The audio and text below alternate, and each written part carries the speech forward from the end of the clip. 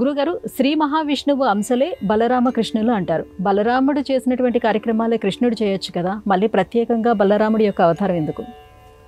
పరమాత్మ యొక్క కేశములలోని తెల్ల వెంట్రుక బలరాముడిగా, నల్ల వెంట్రుక శ్రీకృష్ణుడిగా అవతరించిందని విష్ణు పురాణం చెబుతుంది. దీనిలో సంపూర్ణ అవతారము కృష్ణావతారం, అంశావతారము బలరామావతారం.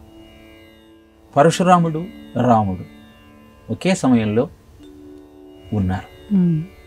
పరశురాముడు అంశావతారం అయితే శ్రీరాముడు సంపూర్ణ అవతారం. ఇలా అంశావతారం ద్వారా నెరవేర్చాల్సిన ప్రయోజనం ఒకటి ఉంటుంది, సంపూర్ణావతారం ద్వారా నెరవేర్చాల్సిన ప్రయోజనం ఉంటుంది.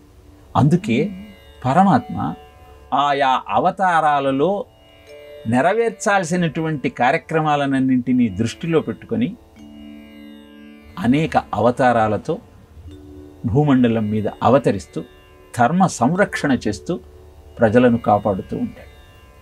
భగవంతుడికి ఎన్ని అవతారాలు అంటే, భూమండలం మీద ఎన్ని ఇసుక రేణువులు ఉన్నాయో అన్ని అవతారాలు అంటూ భాగవతం తెలియజేస్తుంది. 10 అవతారాలను మనం ప్రఖ్యాతంగా కీర్తిస్తూ ఉన్న భాగవతంలో 21 అవతారాల యొక్క చర్చ మనకు కనపడుతుంది. ఇలా బలరాముడు శ్రీకృష్ణుడు, రాముడు లక్ష్మణుడు.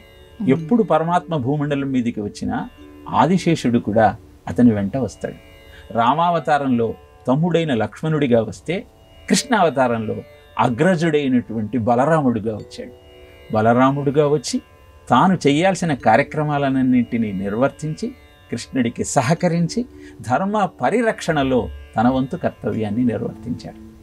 ఒకే పరమాత్మ 2 అవతారాలలో 2 విభిన్నమైన ప్రయోజనాల కోసం భూమండలం మీద అవతరించి ధర్మ పరిరక్షణ చేయటమే అంశావతారము, సంపూర్ణ అవతారముల యొక్క అంతరార్థం.